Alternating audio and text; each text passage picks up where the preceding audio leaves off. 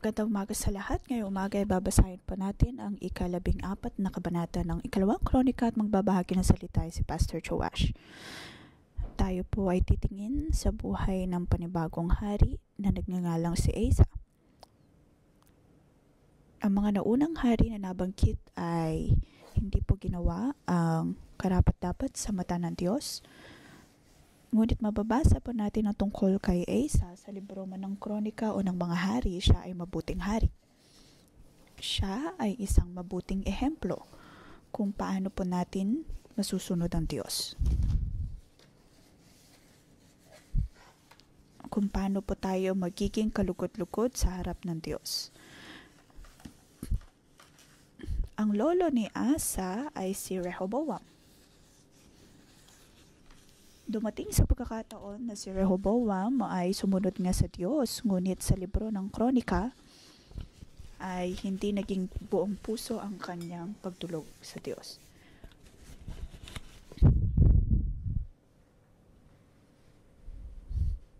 Kung kaya hindi nakapagpatuloy ang kanyang pagpapalakas sa Diyos at siya'y hindi nagtagumpay.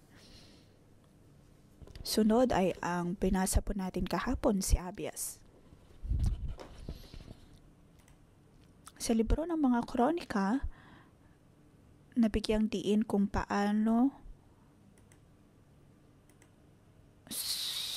siya sumunod sa Diyos o kaya ay nagtiwala sa Diyos. Ngunit ang kanyang paghahari ay umabot lamang ng 3 taon. Iyon ay si Abias. Nabasa po natin ang kanyang mga kahinaan.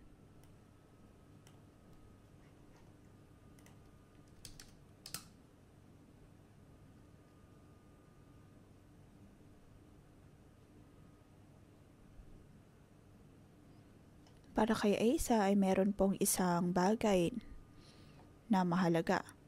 Sa panahon ng kanyang ama, nagkaroon ng kaunting revival. Natalo nila ang Israel.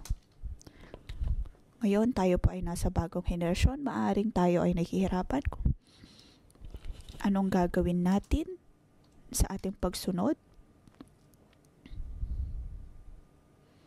Maaring naroon ang pagtatanong kung tayo ba dapat na sumunod. Sunod, nabanggit ang tungkol sa kanyang lola. Ngayon si Abias ay tinanggal niya ang lahat ng mga Diyos-Diyosan, ngunit ang lola ay nagpatuloy sa pagsamba ng mga ito. At paano ito hinarap ni Asa? Ito po ang background na atin pong titignan. Sa ating pagsunod,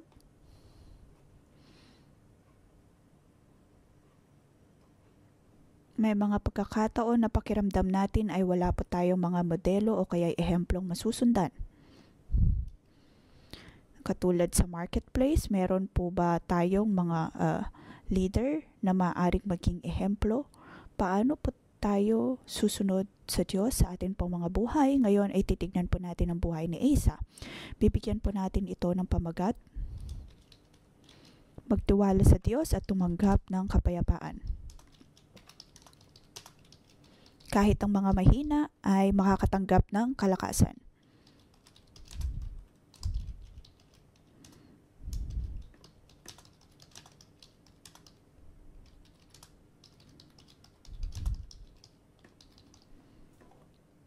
Sabi po sa verse 7, sinabi niya sa mga taga-Juda, patibayan natin ang mga lungsod.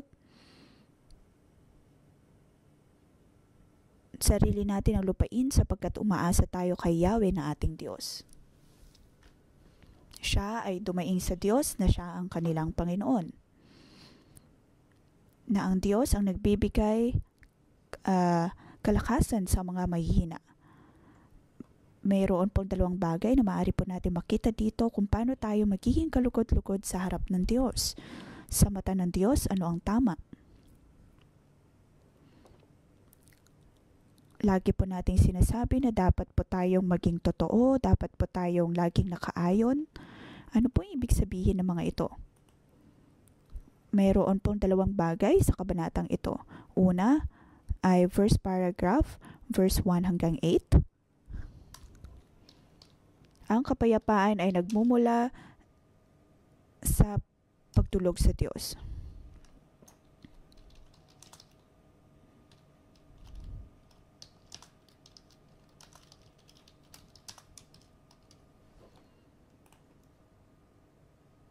Sabi dito, namatay si Abias at nilibing sa libingan ng kanyang mga ninuno sa lungsod ni David. Humalili sa kanya bilang hari ang anak niya si Asa. 10 taon itong naghari at sa panahong iyon ay naging mapayapa ang Juda. 10 taon na naghari si Asa at ito ay naging mapayapa. Sa verse 2, ginawa ni Asa ang mabuti at kalugod-lugod sa panungin ni Yahweh na kanyang Diyos. Giniba niya ang mga altar ng mga Diyos-Diyosan.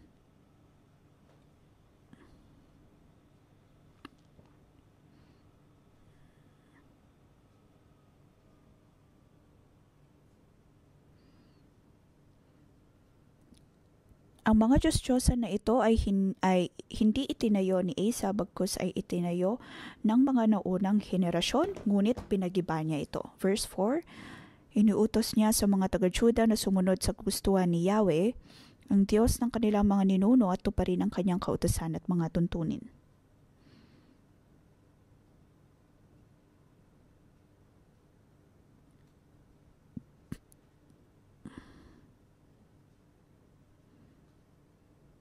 Ito, makikita natin ang direktang puno at bunga.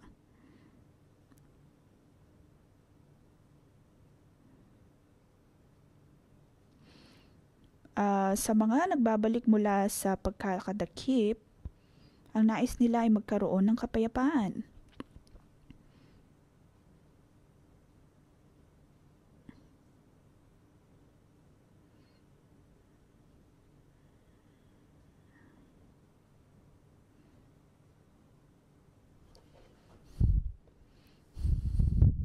Sa wakas ay makakagawa na ang mga taga-Israel ng kanilang templo.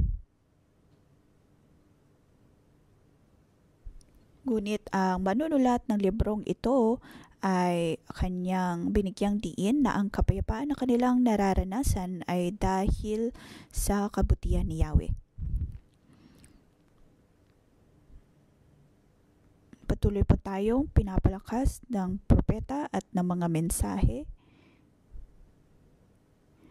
na ang pagsunod sa Diyos ang susi upang magkaroon ng kapayapaan. Verse 6, pinalagyan niya ng mga pader ang mga lungsod sa Juda at sa loob ng ilang taon ay hindi sila nagkaroon ng digmaan sapagkat binigyan siya ni Yahweh ng kapayapaan.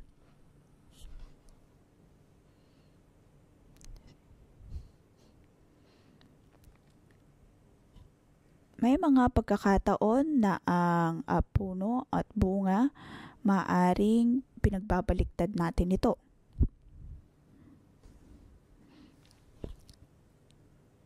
Dahil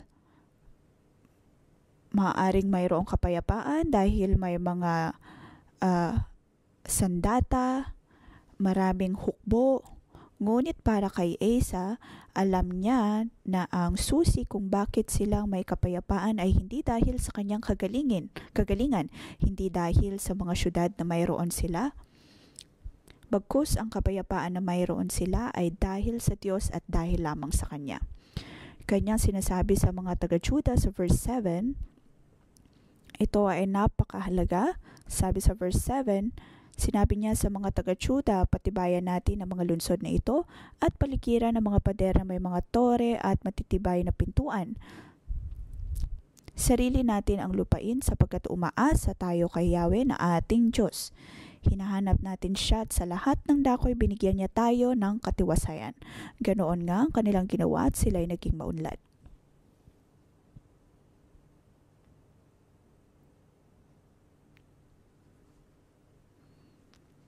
Ang kapayapaan at katiwasayan ay nagmumula sa Diyos.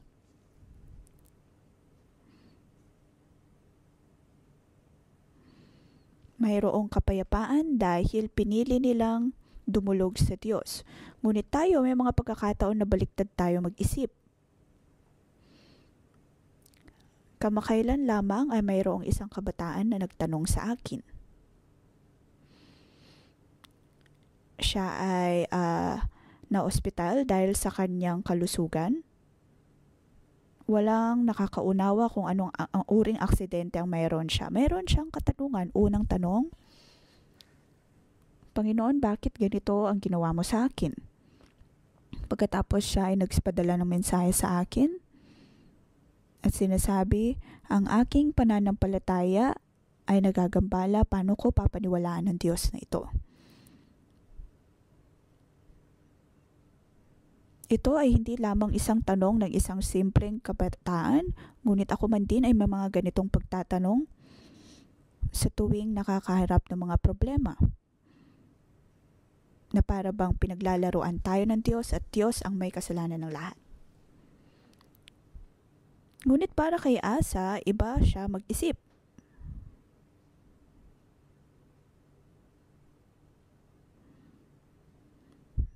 Sinasabi niya dito, sarili natin ang lupain sapagkat umaasa tayo kay Yahweh na ating Diyos. Tayo ay may kalusugan dahil sa kabutihan ng Diyos. Lahat na mayroon tayo ay dahil sa kabutihan ng Diyos. Tapos kung tayo man ay mawawalan, ibabaling natin ito sa Diyos. Ngunit para kay Asa, isa lamang po ang klarong punto.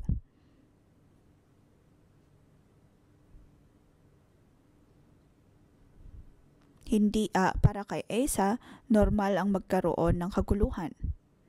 Nang si Adan ay nagkasala, ang lupain ay nasumpa. Ang ating lupain ay nagkagulo, kaya tayo ay nagkakaroon ng mga sakit. Pagdating sa mga ugnayan, ito po ay nasisira, hindi maganda. Mayroong digmaan sa pagitan ng mga bansa. Ngunit alam ni Asa ang isang katotohanan, na ang digmaan, iyon ang normal na nangyayari, ngunit mayroong kapayapaan dahil mayroong Diyos.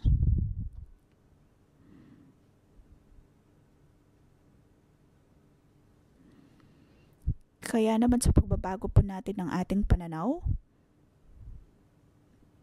magbabago din po ang ating paningin sa maraming mga bagay. At katulad ni Asa, sa pagbabago ng kanyang pananaw, nagpatuloy siya sa pagsunod sa Diyos. Dapat po nating makita ang buhay ni Asa. Sarili natin ang lupain sapagkat umaasa tayo kay Yahweh na ating Diyos. Kung hindi po natin nahanapin ang Diyos, ang lupain ay hindi mapapasa atin. Tayo ay namatay na sana sa hukbo ng Israel. Ang buong sitwasyon na ito ay nagpapakita na dapat tayong magpatuloy sa pag-asa sa Diyos. Ang tunay na kapayapaan ay nagmumula sa Kanya. Sa ating patuloy na paghahanap o kaya pag-asa sa Kanya, bawat desisyon na mayroon po tayo, dapat po tayong tumulog sa Diyos.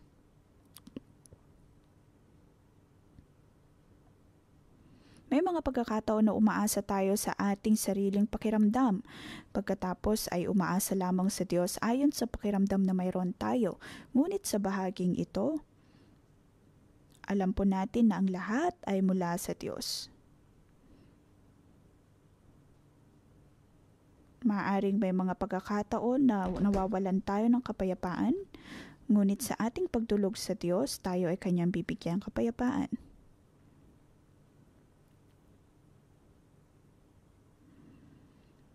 Sa ating pagtitiwala sa Diyos, ibig sabihin ba nito ay wala na tayong gagawin? Hindi. Bagkus, magpatuloy tayo sa pagiging matapat sa Diyos. Ito po ang ginawa ni Asa.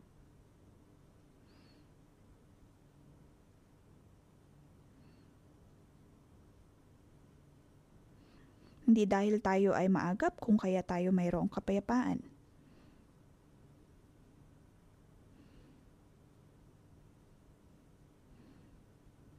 Hindi dahil grabe tayo kung magtrabaho sa marketplace kung kaya tayo may kayroong kapayapaan.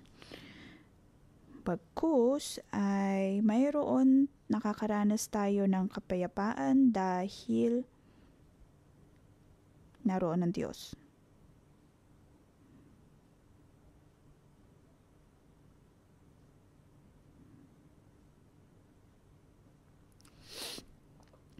Ang hukbo ni Asa ay binubuo ng 300,000 kawal mula sa Juda na may mga sandatang pananggas at sibat at ang 280,000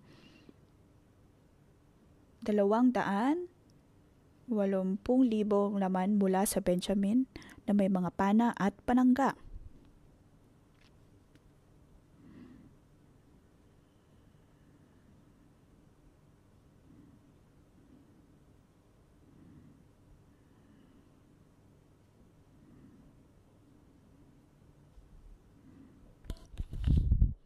Ang tribo ni Benjamin ay tumindig din.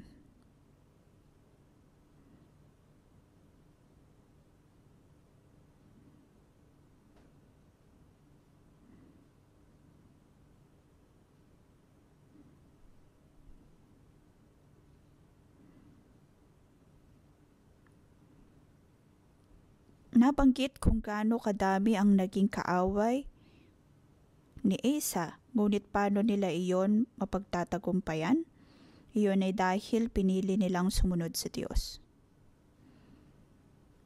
Kaya naman mga kapatid, kahit anumang sitwasyon na mayroon pa tayo ay dapat na umasa lamang sa Diyos. Maaring kayo ay nag-aaral sa universidad at ang nais ninyo ay magkaroon ng mga kasama. Pagdating sa marketplace, kailangan nyo din ng kasama. Ngunit paano po natin ito gagawin?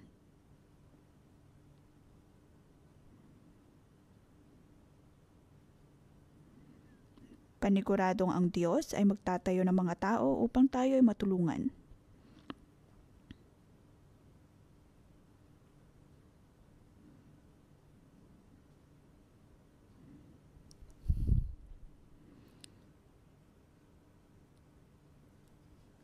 Verse 9 to 15, maaring ang kapayapaan ay hindi pang walang hanggan, ngunit dapat po tayong magpatuloy sa pagdulog sa Diyos.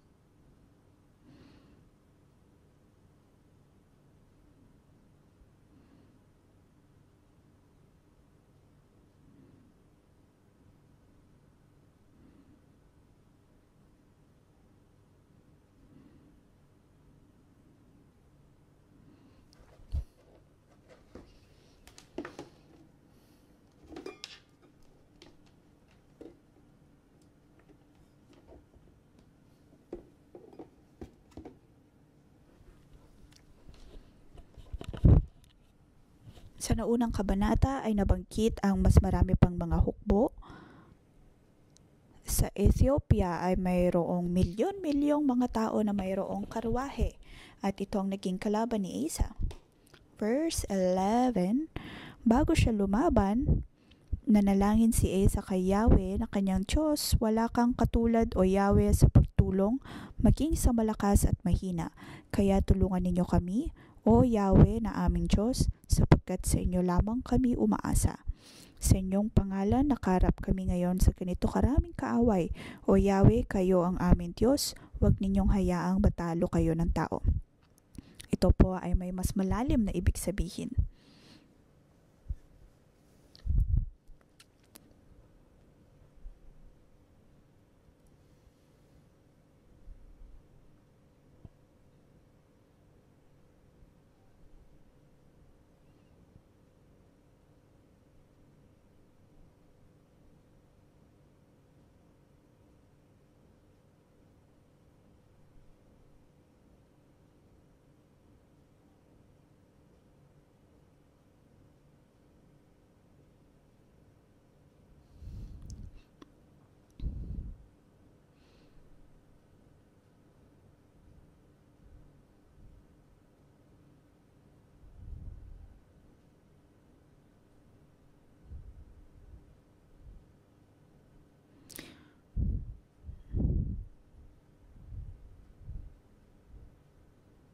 Dito sinasabi ni Asa na mayroong malalakas at mahina, ngunit pagdating sa Diyos ay wala siyang pinipili.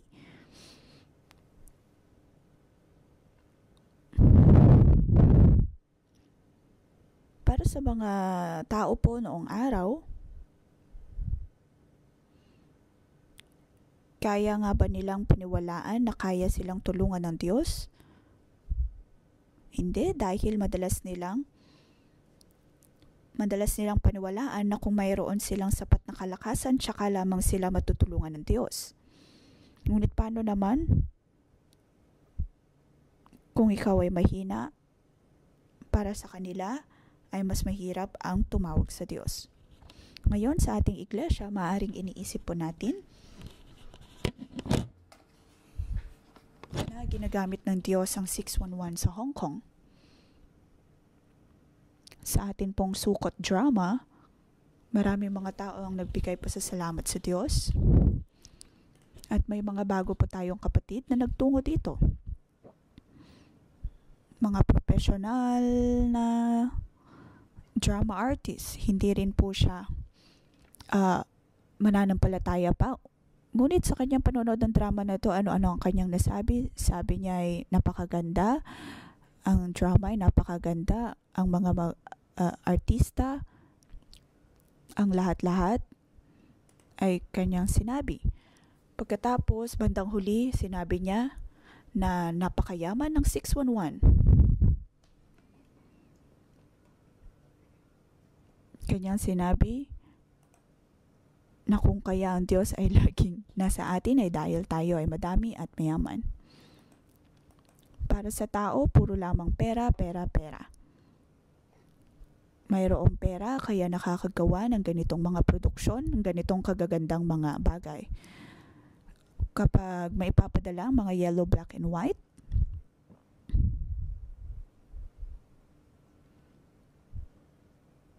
dahil sila ay maipapadala sa kanilang mga bansa upang magkaroon ng mga puno ng buhay. Sila ay mayroon din pong iba't ibang mga pagkukunang yaman. Ngunit sila ba'y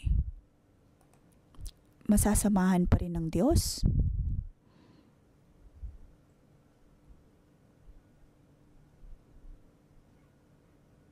Ngayon, ang katanungan ay kung talaga bang naniniwala po tayo. Marami man tayong kasama, mayroon mang kapangyarihan, ang pagtulong ng Diyos ay naroon pa din.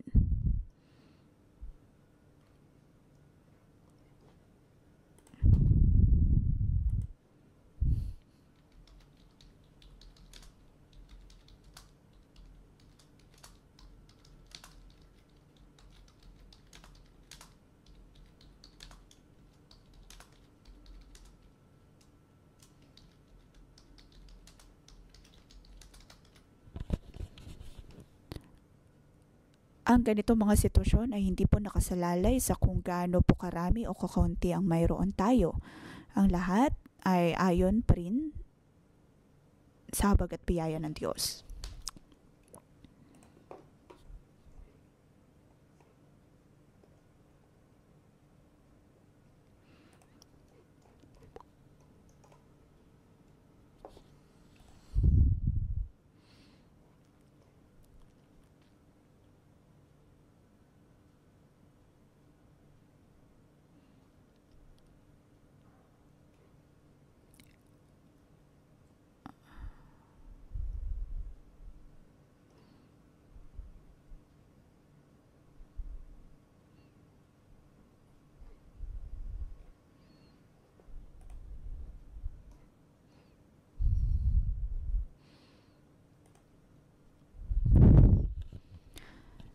Dito mababasa natin na si Asa, siya ay mayroong kapayapaan hindi dahil sa bilang ng hukbo, karuwahe, kawal na mayroon siya, bagkus ay dahil lamang kay Yahweh.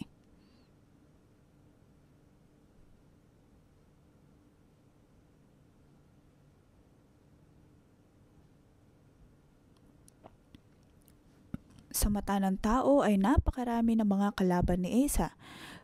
Ngunit para sa Diyos, sila'y maingay lamang na grupo ng mga tao.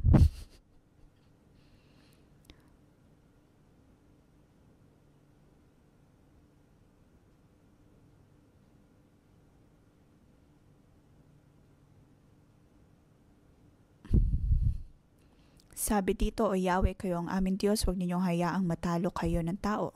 Sa ating pagtindig kasama ng Diyos, hindi tayo magdududa. At hindi rin natin nahahayaan na matalo ang Diyos. Hindi tayo matatalo dahil tayo ay nasa panig ng Diyos. Sa aking pag-alala kung paano ako napalaki, sa aking pagbabasa ng kabanatang ito, aking naunawaan na sa tulong ng Diyos ay hindi ayon sa kung gaano karami ang aking pinagkukunang yaman. Ang aking pamilya ay mahirap, kami ay laging may utang na nirahan sa bahay ng iba. Ngunit nang dumating ang Diyos sa aking buhay, ng aking pamilya ay piniling sumunod sa Diyos. Ngayon ay kailanman ay hindi kami nagkulang. Kahit sa aking pag-aaral, hindi ako nagtungo sa pinakamagandang universidad sa Hong Kong.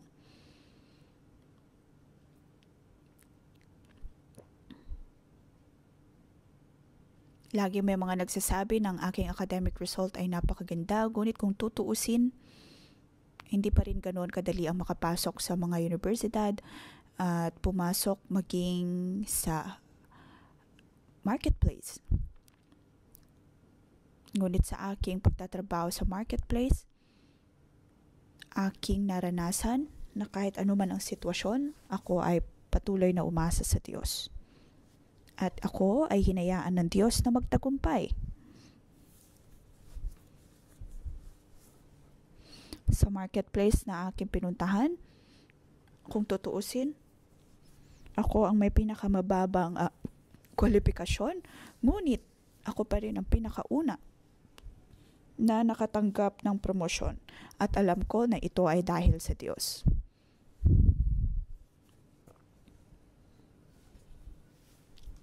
Kung wala ang tulong ng Diyos,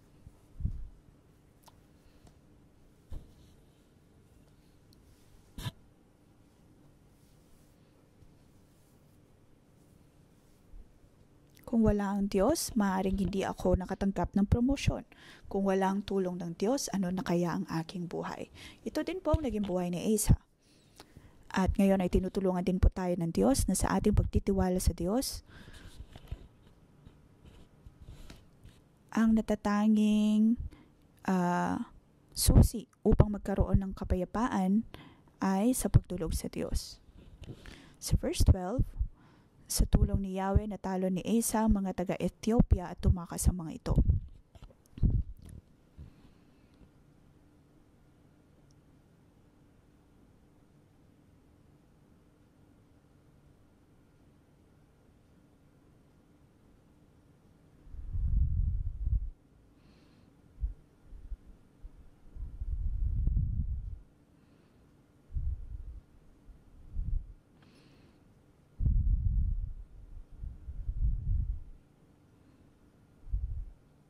Verse 13, hinabol sila ni Asa at ng kanyang mga kawal hanggang Cherar.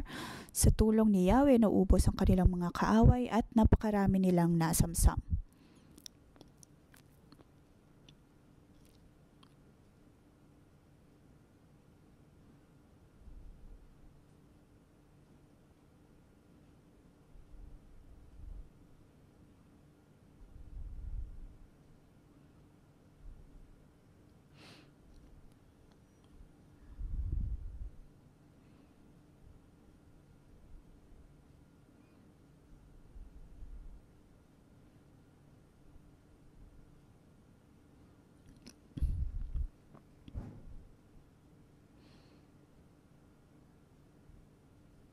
Napakaraming naging kaaway nila Asa, ngunit marami pa rin sa kanila ang tumakbo at tumakas dahil ang Diyos ang lumaban para sa kanila.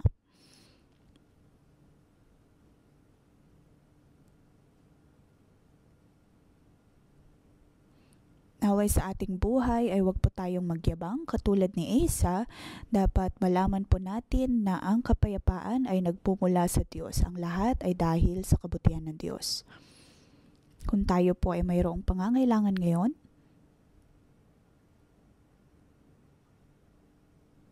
Kung sa tingin ng tao ay wala kayong kapangyarihan, maaari po nating balikan ang mga salitang ito dahil ang Diyos ang siyang patuloy na nangungusap sa atin.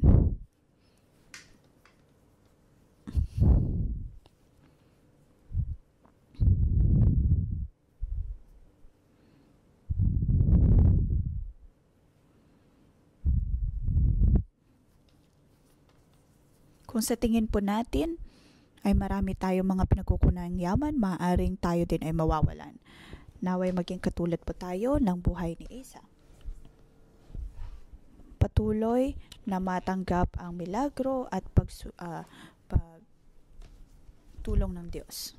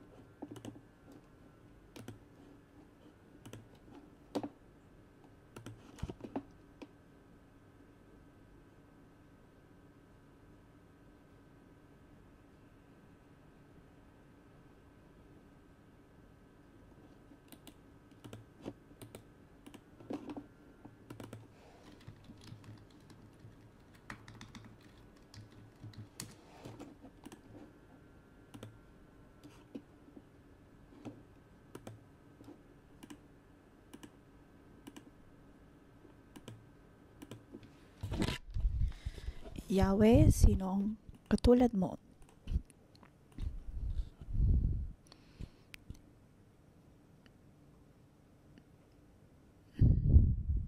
Panginoon, pinupuri ka namin at pinapasalamatan bawat araw. Ikaw ay nasa aming mga puso, ikaw ay nasa aming mga buhay, kahit saan man kami magtungo. Sa mundong ito, ikaw ang aming Diyos. Mga kapatid, maghanap po tayo ng kapareha at tayo ay magbigay pasasalamat sa Diyos.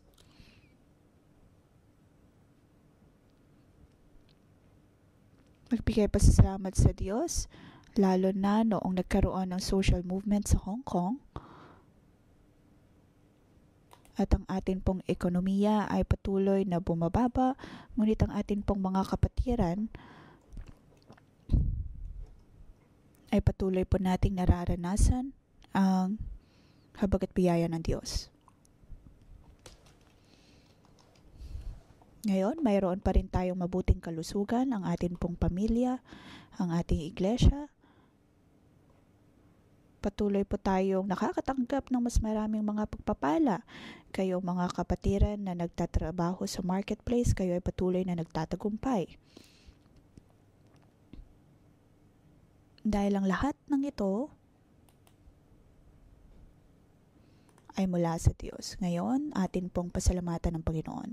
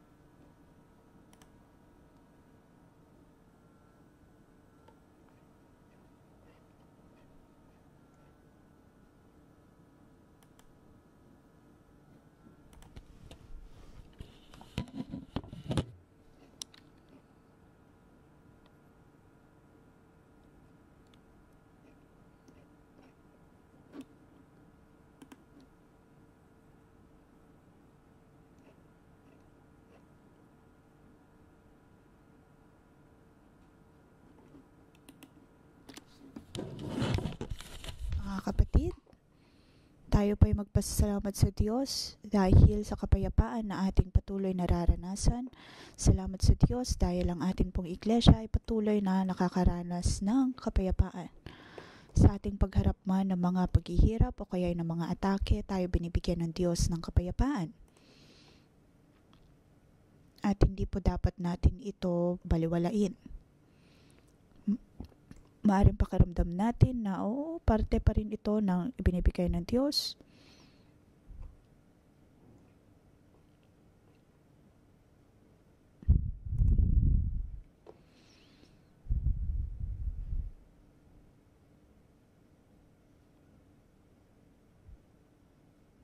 Kung nakikita po natin kung gaano kagulo ang mundo, napakaraming mga kalamidad, mga aksidente, mga kaguluhan. Ngunit ngayon ay mayroon po tayong kapayapaan sa ating puso, may kapayapaan sa ating pamilya. at ang ating iglesia ay mayroon ding kapayapaan.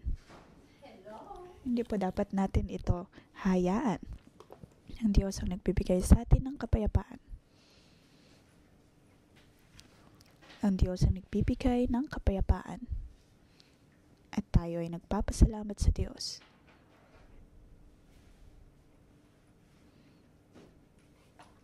Ang Diyos ang siyang nagkakaloob ng lahat.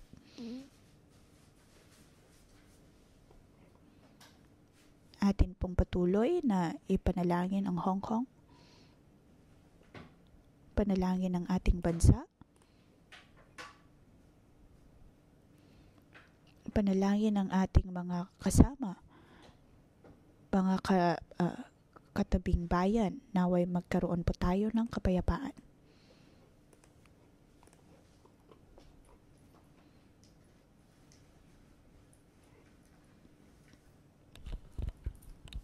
Panginoon, bigyan mo kami ng kapayapaan. Hindi namin nais, O Diyos, na makakita pa ng mga kaguluhan, ng kagutuman, ng kakulangan pagdating sa resources. Ayaw namin, O Diyos, na makakita pa ng mga kaguluhan.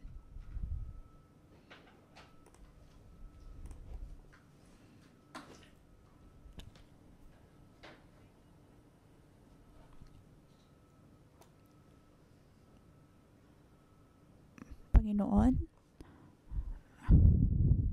ang iyong paningin ay nasa Hong Kong.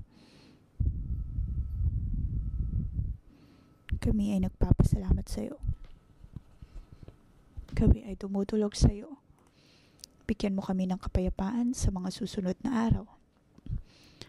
Matatanggap ng Hong Kong ang kapayapaan. Panginoon, bigyan mo kami ng kapayapaan.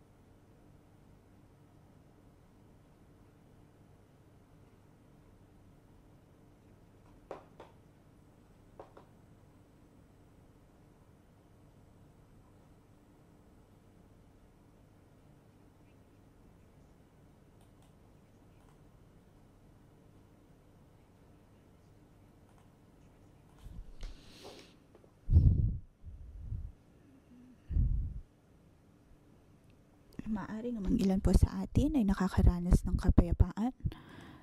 At ngayon ay panahon na upang mapalago ang ating pagtitiwala. Maaring may ilan sa atin na napapalibutan ng mga kaaway. Naway patuloy tayong tulungan ng Diyos. Lalo na kung kayo po ay mga cell leader, mga espiritual na magulang. Naway magtiwala kayo sa Diyos.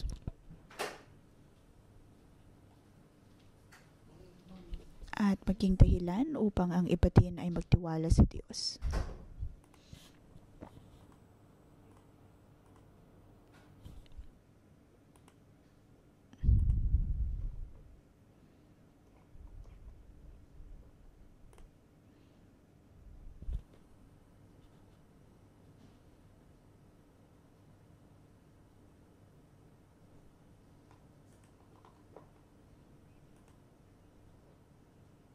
Amin pong hinihiling ang bawat cell leader.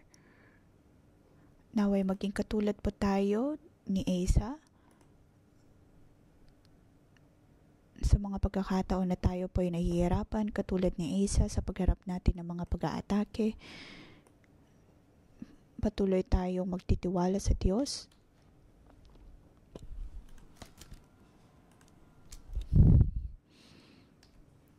Na sa ating pagharap ng mga pagsubok, hindi tayo magdududa dahil naroon ang Diyos.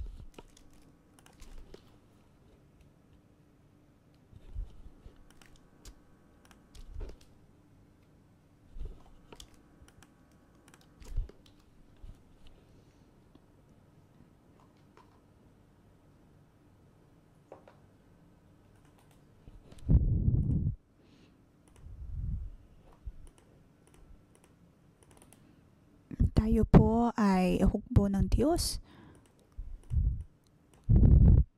Tayo ay nasa panig ng Diyos.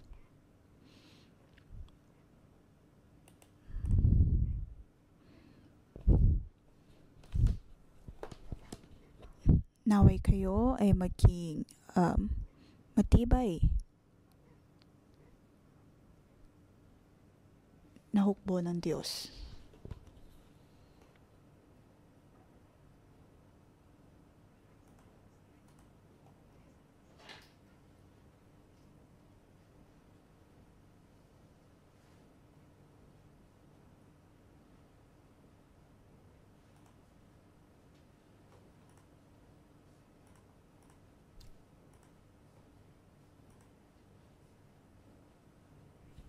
Panginoon, pinupuri ka namin at pinapasalamatan. Amin pong itinataas sa iyo ang buhay ng bawat cell leader. Kailangan ka, O Diyos, ng iglesyang ito. Ikaw, O Diyos, ay aming kailangan.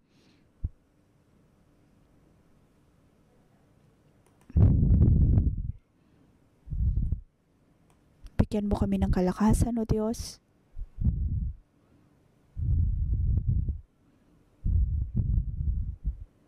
Naway magkaroon tayo ng katagumpayan sa ating pagdidisipulo. At walang sino man ang aatake, O Diyos, sa mga leader na ito maging sa aming iglesia.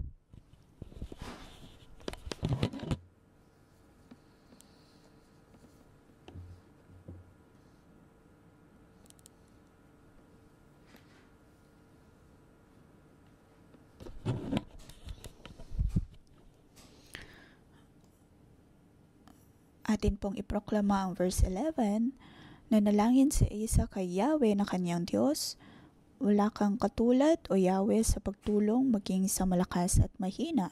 Kaya tulungan ninyo kami, O Yahweh, na aming Diyos, sapagkat sa inyo lamang kami umaasa. Sa inyong pangalan, nakaharap kami ngayon sa ganito karaming kaaway. O Yahweh, kayo ang aming Diyos, huwag ninyong hayaang matalo kayo ng tao.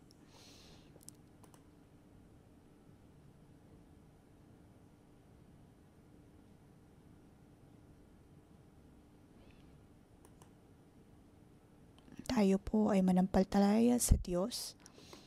Tayo ay sasamahan ng Diyos. Ang ating po mga cell leader,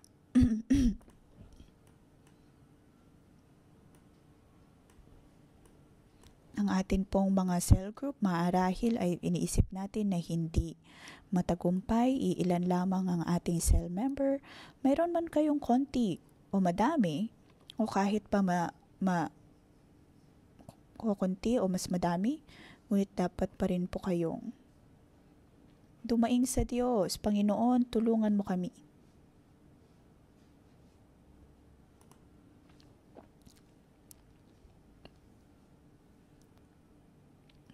Maaaring sinasabi natin, wala tayong kapangyarihan na magdisipulo. O kaya mayroon kang kapangyarihan, ngunit ikaw ay nahihirapan. Hindi madali, ngunit dapat po nating malaman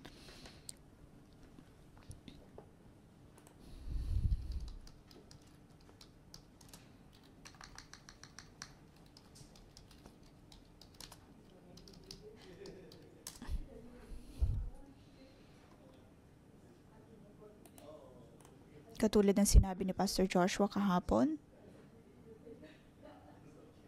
ngunit dapat lamang tayong magtiwala sa Diyos. Tayo ay Kanyang bibigyan ng kapayapaan, ng katagumpayan.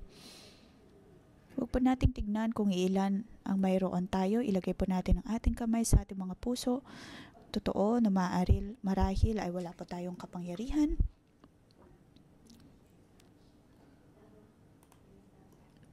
Mga kapatid, kahit nasan man po kayo, ilagay po ninyo ang inyong kamay sa inyong mga puso.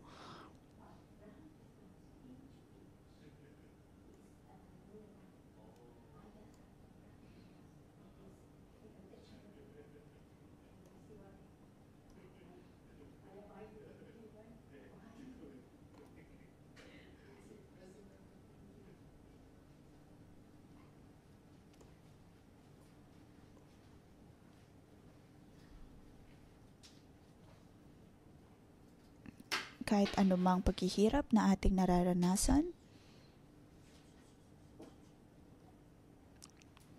problema marahil sa pinansyal, sa pagdidisipulo, kikipag-ugnayan, ang lahat ng ito ay atin pong ipagkaloob sa Diyos.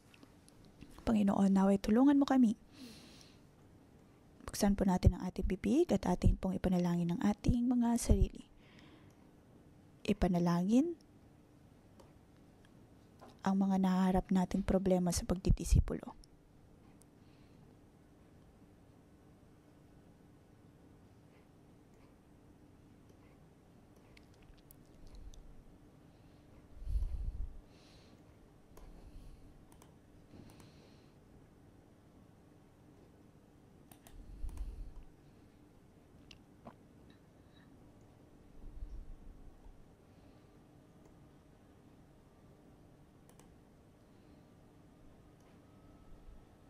Atin pong ipagkaloob sa Diyos ang lahat.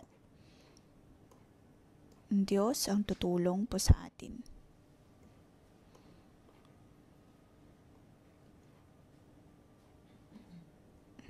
Walang mahirap sa Diyos.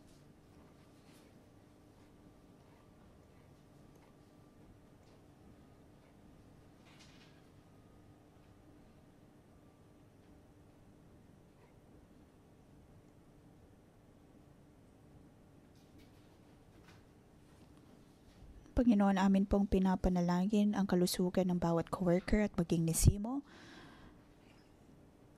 Sa maraming pagkakataon, O Diyos, sinubukan ng kaaway na atakihin si Simo at ang aming iglesia.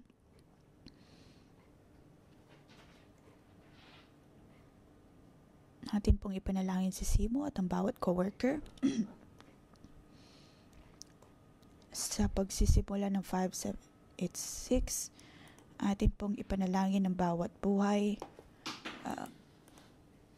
ng bawat isa. Panginoon, naway protektahan mo ang iglesyang ito, ang buhay ni Simo, ang buhay ng bawat coworker. Naway kami ay maging malusog at malayo sa anumang sakit.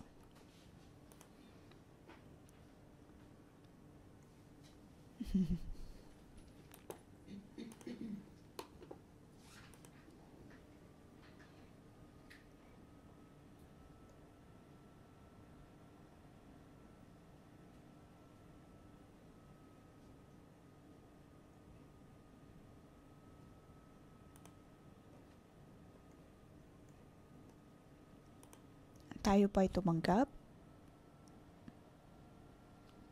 ng kagalingan.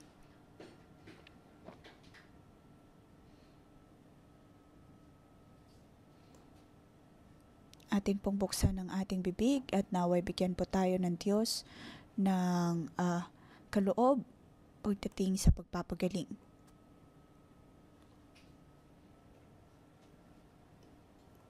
Tayo ay bibigyan ng Diyos ng kalakasan na magpagaling.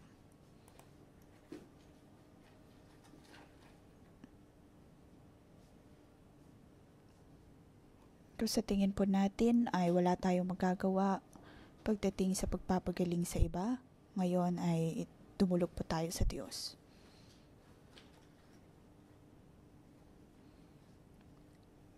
Panginoon, naway ang iyong kagalingan ang siyang matanggap ng bawat isa. Tulungan mo, O Diyos, ang bawat isa.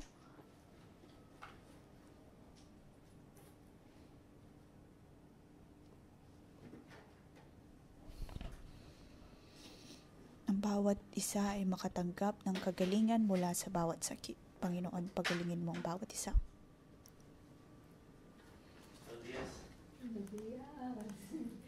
Panginoon, tulungan mo ang bawat isa sa amin. Good morning.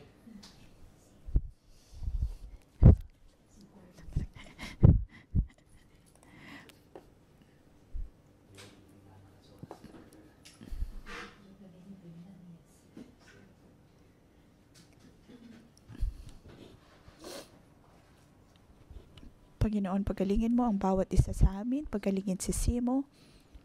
Away ang bawat isa ay makatanggap ng pagpapala.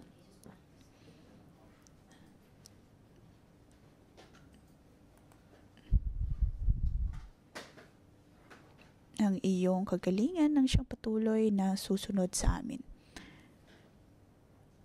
At walang anumang mga bagay, O Diyos, ang papahirap sa amin. Maging si Simo ay mapapagaling. Panginoon, naway tulungan mo ang bawat isa sa amin.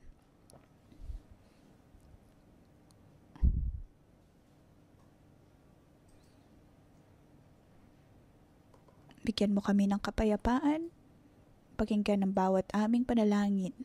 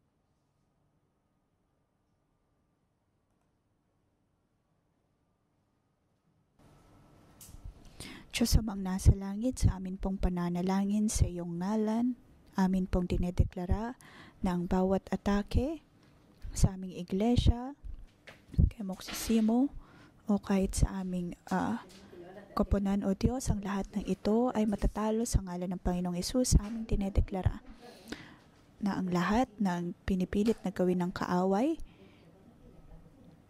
katulad ng nangyari sa 1,000 mga katao doon, sila ay hindi magtatagumpay.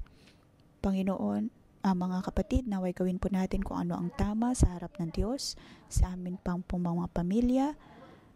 Panginoon, naway tanggalin mo ang bawat Diyos-Diyosan.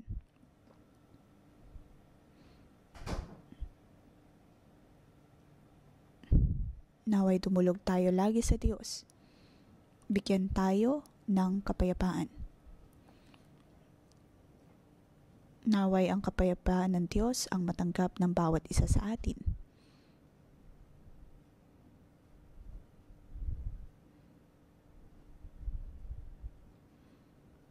Tayo ay magkakaroon ng kapayapaan. Naway pagpalain ng Diyos ang bawat isa, proteksyonan tayo sa bawat sakit at karamdaman, bawat pagsusumpa, pangkukulam ng kaaway, galit, mga sumpa ay hindi na natin mararanasan. Panginoon, maraming salamat. Pinupuri ka namin, O Diyos, at pinagpapala sa ngalan ni Jesus. Amen. Dito po nagtatapos ang ating pangumagang debosyon. Magandang umaga.